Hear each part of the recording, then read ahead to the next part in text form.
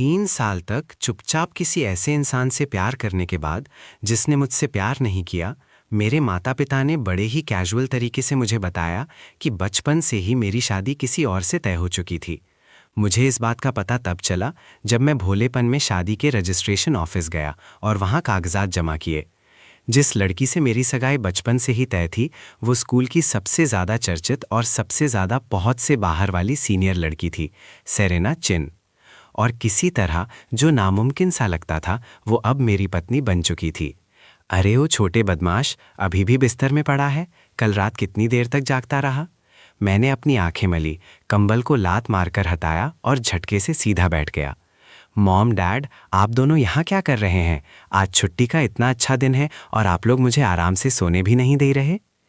क्या तुम जानबूझकर नादानी का नाटक कर रहे हो या सच में इतने बेवकूफ़ हो? आज ही तुम्हें जाना है अपनी शादी रजिस्टर करवाने। मेरी माँ डायान ने बिना किसी सब्र और बिना किसी माफ़ी के ये बात कही। पल भर में ही मेरी आंखों से नींद गायब हो गई। मैं बिस्तर से कूदकर नीचे उतरा। आप लोगों ने मुझे पहले क्यों नहीं बताया? मैं अभी मुंह धोकर आता हूँ इसी वक्त। मैंने पैंट पहनने के लिए भी रुकना ज़रूरी नहीं समझा। मैं सीधे अपने कमरे से बाहर भागा, लेकिन जैसे ही मैंने दरवाजे की चौखट पार की, मैं वहीं का वहीं जम गया। लिविंग रूम में एक लड़की बैठी हुई थी और वो सीधे मेरी तरफ ही देख रही थी। उसके गालों पर धीरे धीरे शर्म की एक हल्की सी लाली फैल गई। मैं माफ़ी चाहता हूँ, मुझे ज़रा भी अंदाज़ा नहीं था कि यहाँ कोई बैठा होगा। मैं तेज़ी से पलटा और सीधे बाथरूम की तरफ भागा। मैं वहाँ खड़ा रहा, पूरी तरह से हक्का बक्का। मेरा मन कर रहा था कि अपना सिर दीवार पर दे मारूं, क्योंकि मेरे एब्स, मेरे अभी अभी बनने शुरू हुए अधूरे से एब्स, एक अजनबी लड़की के सामने पूरी तरह से खुल गए थे। लिविंग रूम में वापस आकर सेरेना वहीं बैठी रही। उसके गानों पर अभी भी शर्म की वो हल्की सी लाली छाई हुई थी। बिल्कुल भी बुरा नहीं है, उसने मन ही मन सोचा। इससे पहले कि उसे खुद भी एहसास होता, उसके होठों के कोने ऊपर की ओर मुड़ गए। कुछ मिनट बाद मैंने हाथ मुंह धोना खत्म कर लिया। मैंने साफ कपड़े पहने और वापस हॉल में आ गया। मैं लिविंग रूम में चला गया। हम एक दूसरे के सामने खड़े थे। हम दोनों में से किसी ने एक शब्द भी नहीं कहा। काफ़ी देर बाद मैंने ही चुप्पी तोड़ी। हे, मैं केडन हूँ, मैंने कहा और अपने सामने खड़ी लड़की को गौर से देखा। वो बेहद खूबसूरत थी, मानो सीधे किसी सपने से निकल कर आई हो। मेरे दिल की धड़कनें किसी भी तरह शांत होने को तैयार नहीं थी। असल में वो किसी भी तस्वीर से कहीं ज़्यादा खूबसूरत लग रही थी जितनी मैंने कभी देखी थी।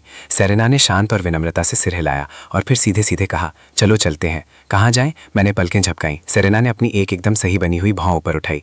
शादी का रजिस्ट्रेशन करवाने। उसकी आवाज़ हल्की थी, लगभग ऊबी हुई, जैसे शादी का रजिस्ट्रेशन करवाना किसी आम मंगलवार का बस एक और काम हो। मेरे चेहरे के हाव भाव कुछ अजीब से हो गए। तुम्हारा मतलब है हम सच में ये करने जा रहे हैं? क्या मुझे कुछ साथ लाना है? मैं पहले से ही घबराने लगा था।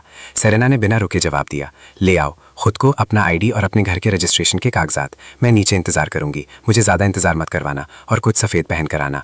ये कहकर वो खड़ी हुई, मुड़ी और मेरे आगे आगे बाहर निकल गई, मुझे वहीं अपनी जगह पर जड़वत पूरी तरह से हैरान छोड़कर। जैसे ही सेरेना सामने वाले दरवाजे से बाहर निकली, मेरी माँ डायान और मेरे पिता रिचर्ड बेडरूम से ऐसे बाहर भागे जैसे वे पूरे समय दीवार से चिपके खड़े थे। इससे पहले कि मैं अपना मुंह भी खोल पाता, उन्होंने मेरा आईडी, मेरे घर के रजिस्ट्रेशन के कागजात और एक पूरा सफ़ेद जोड़ा एक साथ मेरे हाथों में थमा दिया। जब सेरेना ने मुझे सीढ़ियों से नीचे आते देखा तो उसके चेहरे पर आखिरकार एक छोटी शांत मुस्कान खिल उठी। उसे देखकर उसके सीने में कुछ हलचल सी हुई। उसने सोचा नहीं था कि ये इतना अच्छा दिखेगा। तुम्हें ज़्यादा देर तो इंतजार नहीं करना पड़ा ना, है ना? काफ़ी देर। मैंने तो बस ये एक हल्की फुल्की बातचीत के तौर पर कहा था, लेकिन उसने सच में उस इंतजार के हर पल को महसूस किया था। उसे सच में अपनी पसंद से कहीं ज़्यादा देर तक वहाँ खड़ा रहना पड़ा था। हम वहाँ कैसे जाएंगे? क्या मैं कोई कैब बुला लूँ? मैंने बात का रुख बदलने की कोशिश करते हुए पूछा। उसने जवाब दिया, मेरे पास गाड़ी है, तुम खुद चला लेना। और बस ऐसे ही सेरेना मुझे पार्किंग से होते हुए एक चमकती हुई सफ़ेद मर्सिडीज़ की तरफ ले गई। क्या तुम्हें ज़बरदस्ती ये सब करने पर मजबूर किया जा रहा है? मैं खुद को रोक नहीं पाया। मैंने उससे सीधे सीधे पूछ लिया। मैंने अपना दांव पहले ही सोच लिया था। अगर उसे भी इस काम के लिए मजबूर किया जा रहा था तो हम दोनों मिलकर अभी के लिए बस कागजात का काम पूरा कर सकते थे। बस इतना कि कुछ समय के लिए हमारे माता पिता का दबाव हम पर से हट जाए। आगे चलकर हमें कोई ना कोई बहाना मिल ही जाएगा कि हम एक दूसरे के लिए सही नहीं है, और बस बात वहीं ख़त्म हो जाएगी। सेरेना रुक गई। साफ लग रहा था कि उसे मुझसे ऐसी बात सुनने की उम्मीद नहीं थी। तभी उसने तुरंत कोई जवाब नहीं दिया।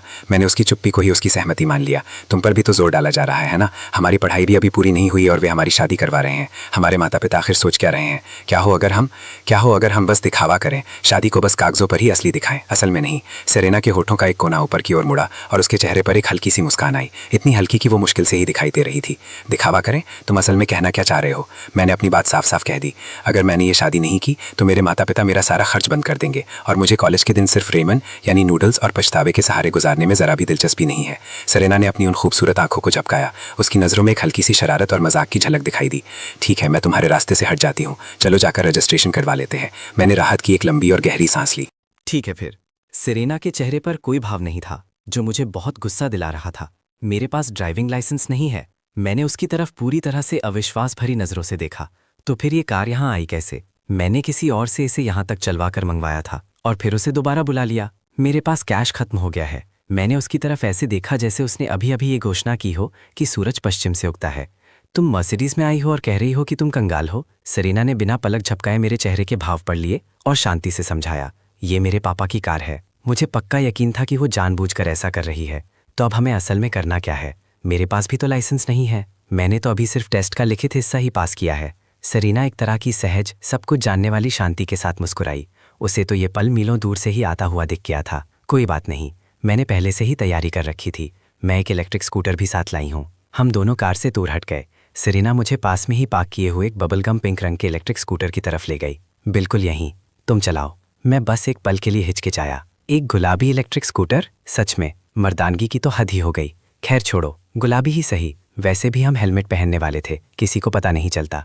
लेकिन फिर मैंने असल में उन हेलमेट्स की तरफ देखा और मेरी भौहें तन गईं। ये हेलमेट भी गुलाबी क्यों है? सेरेना ने मुझे घूर कर देखा। मैं एक लड़की हूँ। क्या ये सच में इतना चौंकाने वाला है कि मैं गुलाबी चीज़ें खरीदती हूँ? क्या तुम सच में अभी इस बात की शिकायत कर रहे हो? मैंने अपने दोनों हाथ तेजी से हिलाए। नहीं नहीं, मैं ऐसा कभी नहीं करूँगा। मुझे तो असल में गुलाबी रंग बहुत पसंद है।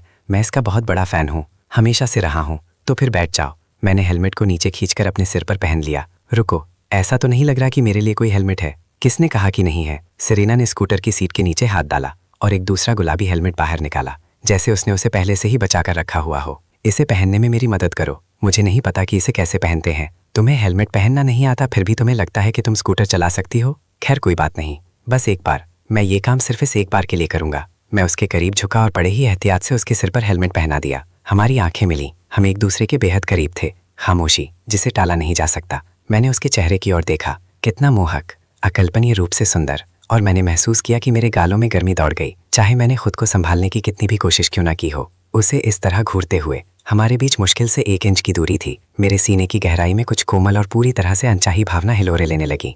मैंने अपना सिर झटक दिया, खुद को काबू में रखने की जोरदार कोशिश की, इससे पहले कि मैं कुछ शर्मनाक कर बैठता।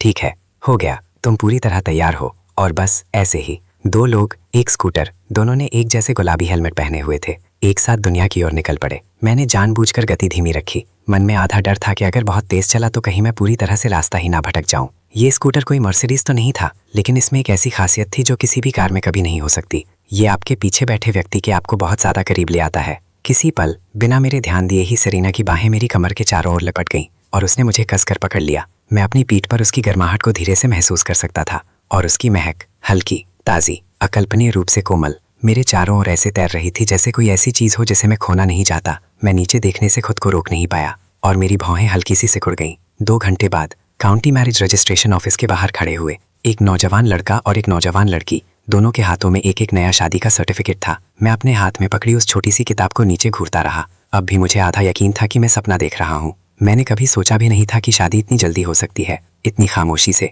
इतनी सादगी से। हाँ, हमने इस पूरी चीज को दिखावा कहा था, लेकिन फिर भी ये मेरा पहला अनुभव था, पहला और एकमात्र।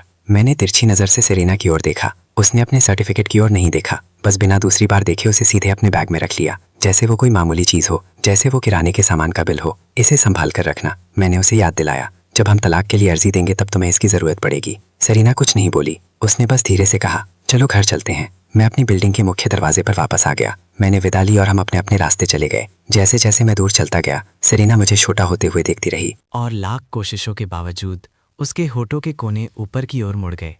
बेवकूफ़। फिर वो वापस मर्सिडीज की तरफ मुड़ी, अपने बैग से शादी का सर्टिफिकेट निकाला, उसे खोला और अंदर छपी फ़ोटो देखी और उससे नज़रें हटा ही नहीं पाई। नकली रजिस्ट्रेशन है ना? कागज़ पर लगी वो सरकारी मुहर तो मुझे बिल्कुल भी नकली नहीं लग रही। उसके उस शांत, बेहद संभले हुए चेहरे पर एक दुर्लभ और सचमुच चमकती हुई मुस्कान धीरे धीरे खिल उठी और फिर उसने उस सर्टिफिकेट को चुपचाप बड़े ही सलीके से वापस रख दिया और उस सफ़ेद मर्सिडीज़ में बैठकर चली गई। मैंने शादी के रजिस्ट्रेशन के बारे में किसी से एक शब्द भी नहीं कहा। सच कहूँ तो मेरी हिम्मत ही नहीं हुई। भला ऐसी बात पर कौन यकीन करता?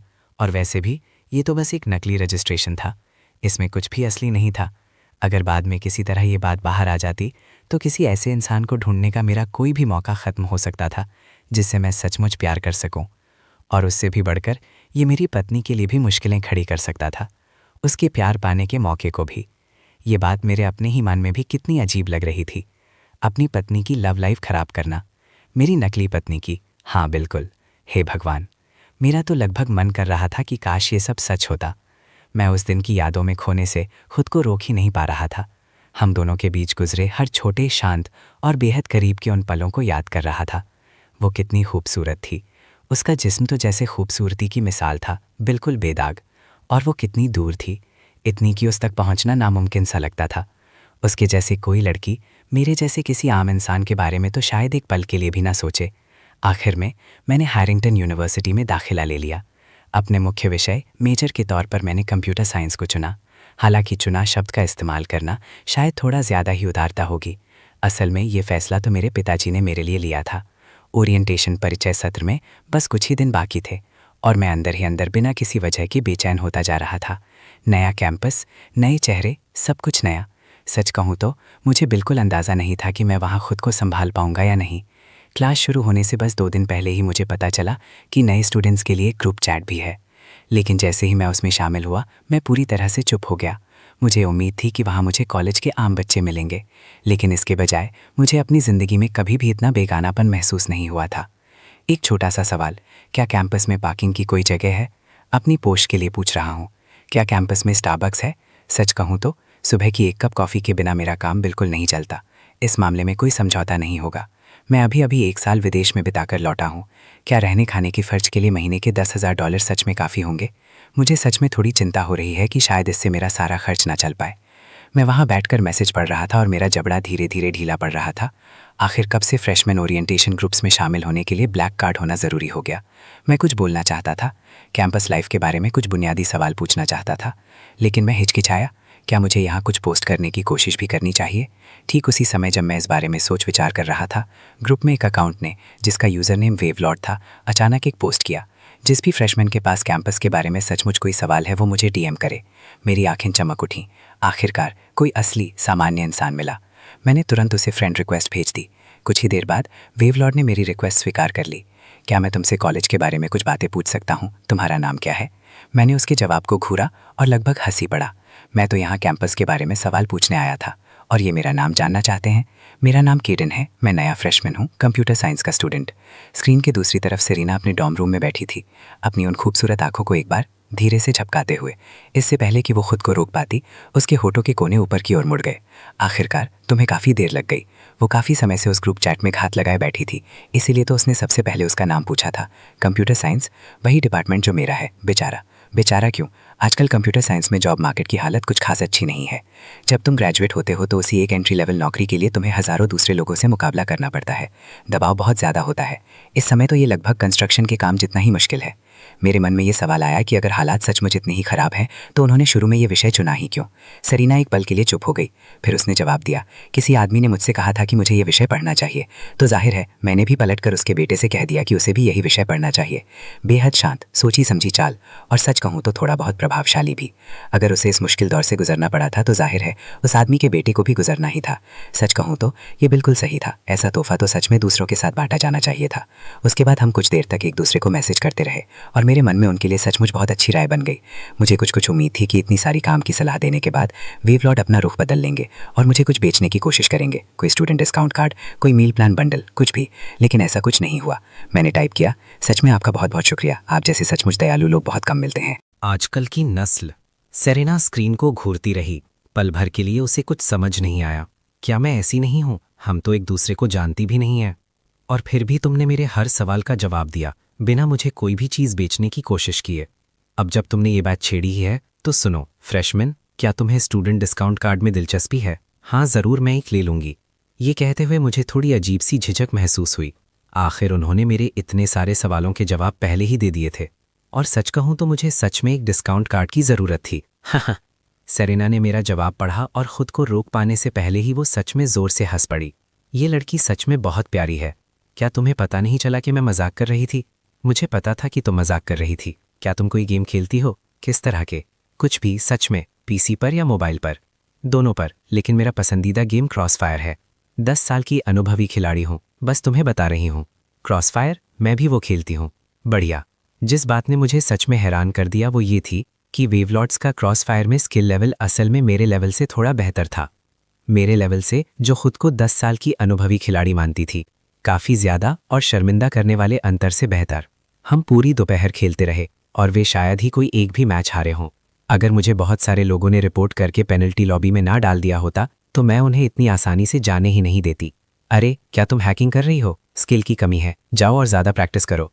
ओह, अब तुम बूस्टेड स्कोर भी बेचना चाहती हो? तुम्हें पता है क्या, छोड़ो जो भी हो। जब हम दोनों कैंपस में होंगे तो मैं तुम्हें कभी डाइनिंग हॉल में लंच करवाऊंगी। पक्का, मैं तुम्हें ये बात याद दिलाऊंगी। वापस डॉर्म के कमरे में एक लड़की, जिसने अपने बाल ऊंची पोनीटेल में बांध रखे थे और जो बहुत ही सहज और सादगी भरे अंदाज में खूबसूरत लग रही थी, अभी अभी अंदर आई थी। जब उसने सेरेना को देखा, जो अपने फ़ोन को एकटक घूर रही थी और जिसके होठों के कोनों पर अभी भी एक छोटी सी शांत मुस्कान थमी हुई थी, तो जो ने अपनी आंखें सिकोड़ ली और खुले तौर पर शक भरी नज़रों से सेरेना को घूरने लगी। तुम आखिर किस बात पर मुस्कुरा रही हो? जोई को कुछ बहुत ही अजीब और गलत सा लगा। क्या सेरेना सच में किसी के लिए कुछ महसूस करने लगी थी? ऐसा तो हो ही नहीं सकता। मेरा मतलब है, क्या तुम वही नहीं हो जिसने लड़कों से पूरी तरह से तौबा कर ली थी? क्योंकि और भला इसे कैसे समझाया जा सकता है? इस बात से कि कॉलेज शुरू होने के बाद से पूरे 3 सालों में न जाने कितने ही लड़के उसके पीछे पड़े थे और उसने हर एक को साफ साफ मना कर दिया था। पूरे कैंपस में तुम्हें हैरिंगटन की आइस क्वीन के नाम से जाना जाता है। एक भी लड़का कभी तुम्हारी नज़र में नहीं चढ़ पाया। यहाँ तक कि कैंपस के सबसे मशहूर और सबकी पसंद वाले हार्ट थ्रॉप से भी तुमने कभी 3 से ज़्यादा वाक्य नहीं बोले थे। मुझसे ये मत कहना कि तुम्हें सच में किसी के लिए कुछ महसूस होने लगा है। ऐसा हो ही नहीं सकता। तो फिर तुम्हारे मन में ज़रूर कोई ख़ास इंसान है ना? जोई को देखकर ऐसा लग रहा था जैसे वो रोने ही वाली हो। लेकिन आंसू नहीं आ रहे थे। सेरेना ने अपने चेहरे से मुस्कान हटाई, उसे एक सीधी, जिसे पढ़ा न जा सके, देखा और ठंडेपन से कहा, मुझे किसी से प्यार नहीं है। तुम्हें लगता है कि ये सच में मेरे लिए मुमकिन है? जो ने लंबी और राहत भरी सांस छोड़ी। अच्छा, ये अच्छा है। मुझे पता था हैरिंगटन की आइस क्वीन अचानक किसी के प्यार में नहीं पड़ जाती। सेरेना बैठ गई, शांति से, बिना जल्दबाजी के पानी का एक घूंट लिया और फिर बिना ऊपर देखे कहा, असल में मैं पहले से ही शादीशुदा हूँ। हाँ? जो का घूंट बीच में ही घुट गया। तुम अभी क्या कह रहे हो? जो ने अपनी पैंट की तरफ देखा, जो अब उस पानी से पूरी तरह भीगी हुई थी जिसे उसने अभी अभी थूका था, और उसे सच में पर्सनली गलत लगा। मानो या ना मानो, सेरेना ने उसे एक बार बिना इम्प्रेस हुए देखा। जो तेज़ी से ठीक होते हुए चौड़ी मुस्कान के साथ बोली, मुझे विश्वास है, मुझे विश्वास है, मुझे इस पर पूरा यकीन है। मेरी अपनी आइस क्वीन शादीशुदा है। तुम सेलिब्रेशन में मेरे लिए एक ग्लास डालना याद रखना। उसने ज़ोर से सारी सही बातें कहीं, लेकिन जाहिर है जो को उसकी एक भी बात पर यकीन नहीं हुआ।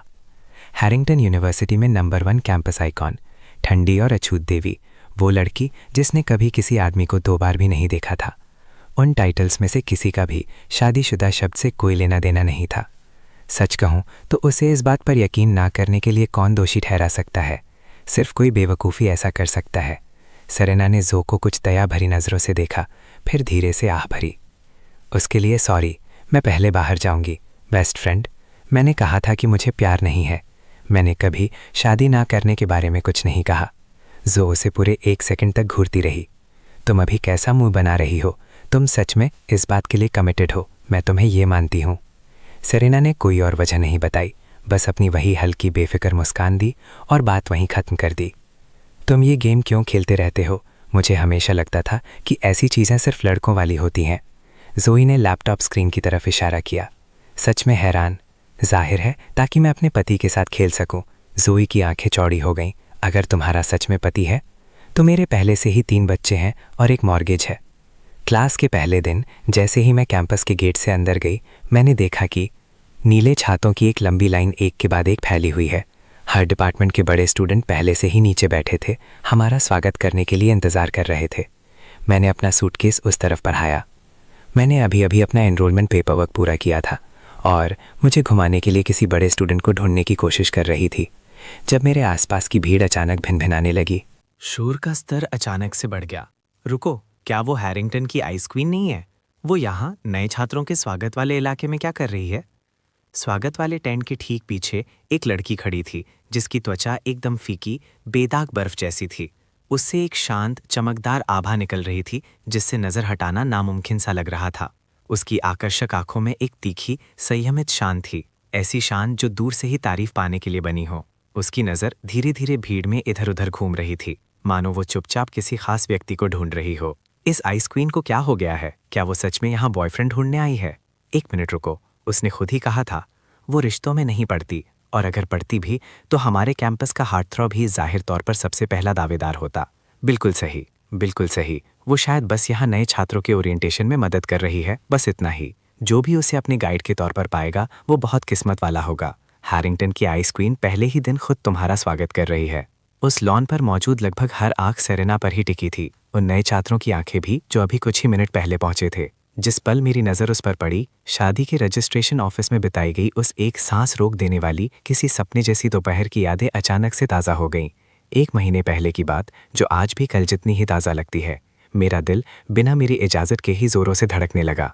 एक पल बाद सरेवा को आखिरकार वो व्यक्ति मिल ही गया जिसे वो ढूंढ रही थी। उसकी भौहों पर पड़ी हल्की सी शिकन तुरंत गायब हो गई और उसकी आंखों में आमतौर पर जमी रहने वाली बर्फ चुपचाप पिघल गई। उसके चेहरे पर एक नरम सुकून भरी मुस्कान खिल उठी और फिर वो सीधे मेरी तरफ चल पड़ी। मैं जम सा गया।